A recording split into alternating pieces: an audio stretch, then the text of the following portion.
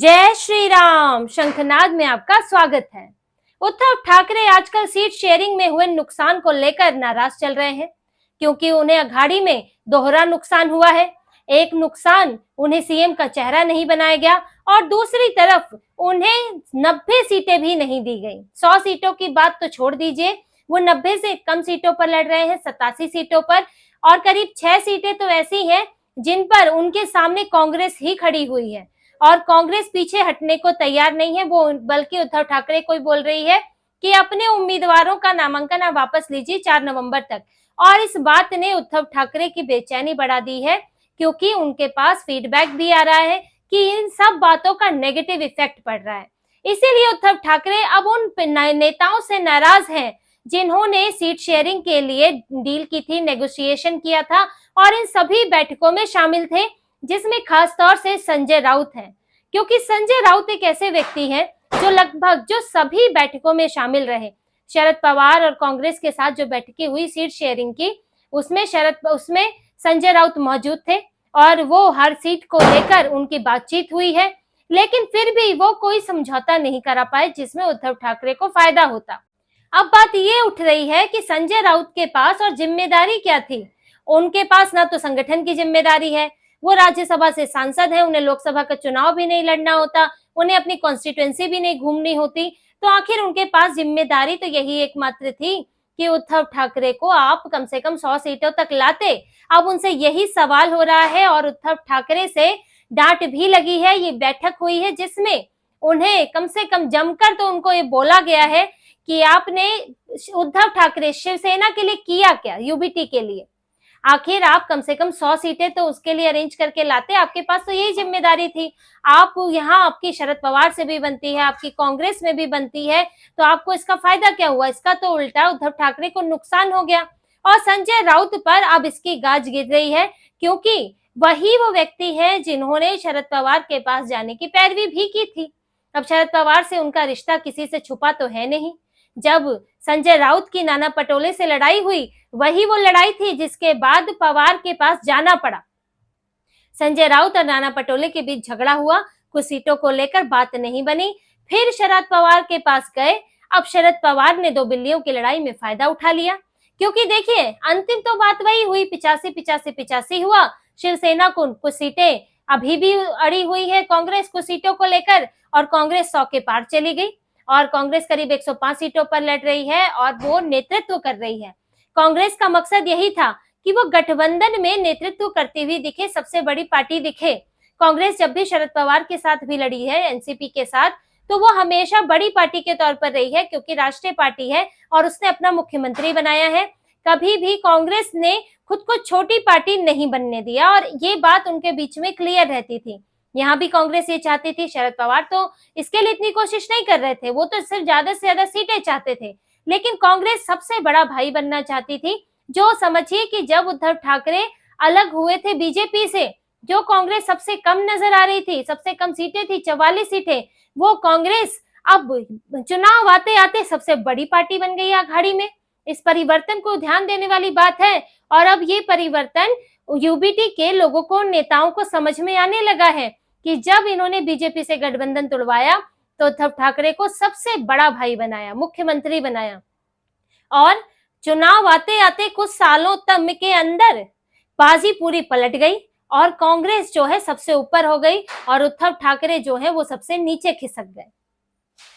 ये नुकसान अब उद्धव ठाकरे महसूस कर रहे हैं और उन्हें ये बात फील्ड से भी पता चल रही है। उनके नेताओं ने कहा है कि जो आप अभी तक सिंपैथी की बात करते थे, जो लोकसभा में इन्होंने सिंपैथी बटोरनी चाही थी कि इन्हें बीजेपी ने जो है इनसे नाता तोड़ लिया, बीजेपी ने इन्हें अलग कर दिया, और इतना ही नहीं, बीजेपी ने पार्टी भी तोड़वा दी।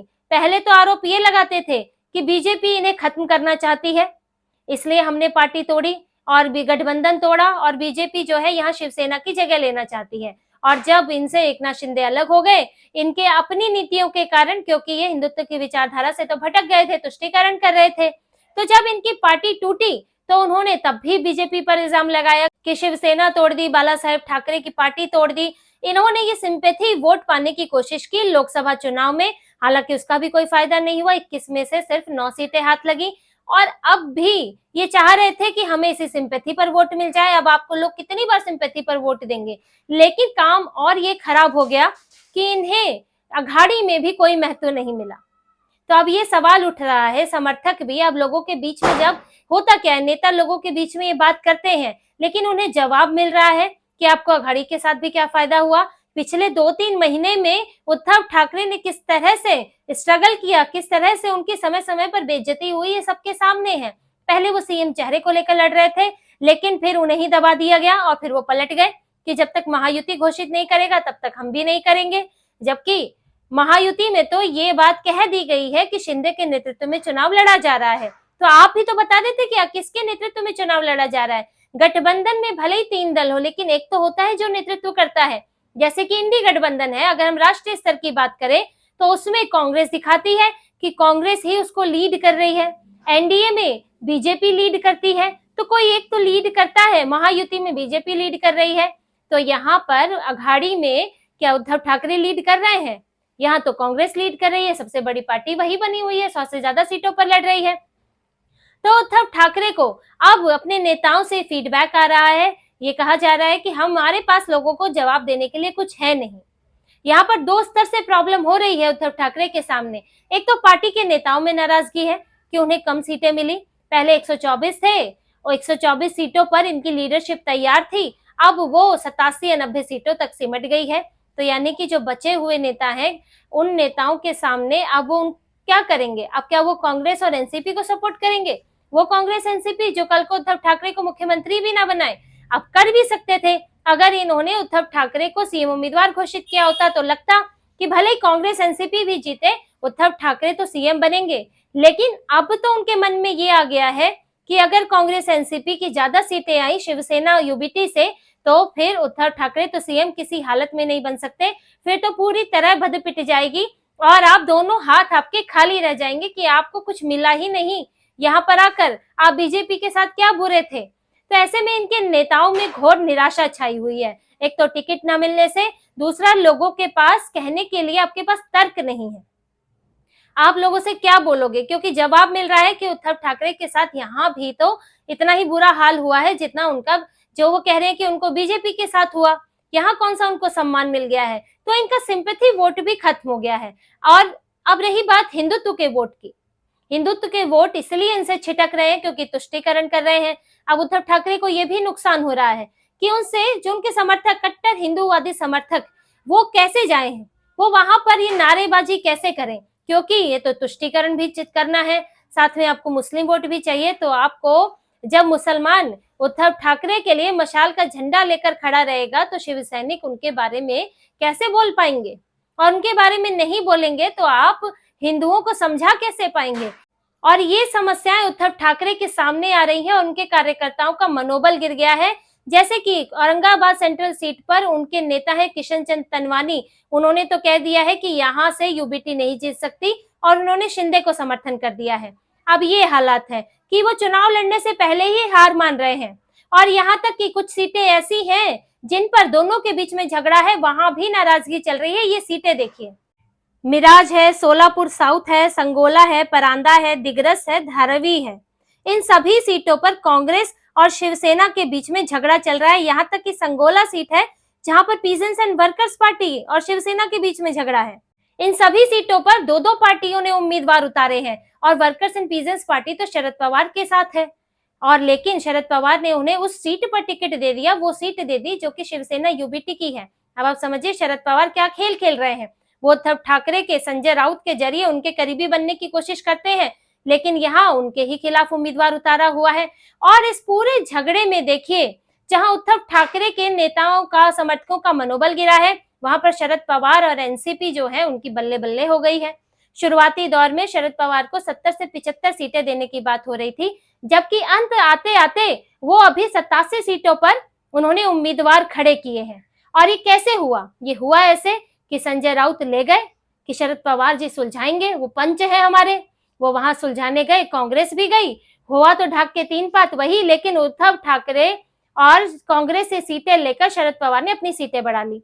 ना ही तो उद्धव ठाकरे की सीट बढ़ी और कांग्रेस जितने पर कह रही थी उतने पर लड़ने लगी, लेकिन उद्धव ठाकरे को ज्यादा और सीटें मिलती, लेकिन वो सीटें जो है शरद पवार ने चुरा ली। कांग्रेस को कम नुकसान हुआ, उन्होंने ज्यादा डेंट किया शिवसेना उद्धव ठाकरे को, और वो 75 से 87 सीटों पर आ गए। और ये बात जो है शरद पवार ने बड़ी चालाकी से करी, एहसास भी नहीं होने दिया और 85-85 का फॉर्मूला दे दिया, जिससे उद्धव ठाकरे उस वक्त तो खुश हो गए कि चलो इज्जत बची। लेकिन अब हाल ये है कि एनसीपी के समर्थक, एनसीपी के नेता तो खुश हैं, लेकिन उद्धव ठाकरे के नेता दुखी हैं और उनको कोई रास्ता नहीं दिख रहा। वहीं बीजेपी भी घेर रही है। अब बीजेपी के महाराष्ट्र के अध्यक्ष चंद्रशेखर बावनकुले ने तो कह दिया कि भाई उद्धव ठाकरे हमारे साथ होते तो उन्हें इससे ज्यादा सीटें मिलती। बीजेपी इसे मुद्दा बना रही है और शिवसेना यूबीटी के पास इसके लिए जवाब नहीं है। तो आप देखिए कि अब चुनाव सिर पर है और वोटिंग जल्द ही होने वाली है, लेकिन उद्धव ठाकरे के नेता सक्रिय नहीं है और वो निराशा में है। अभी ठीक से प्रचार भी शुरू नहीं हुआ है। अभी ये भी नहीं पता है कि अघाड़ी के तीनों दल एक साथ दिखेंगे भी कि नहीं। अभी मैनिफेस्टो पर भी झगड़ा चल रहा है।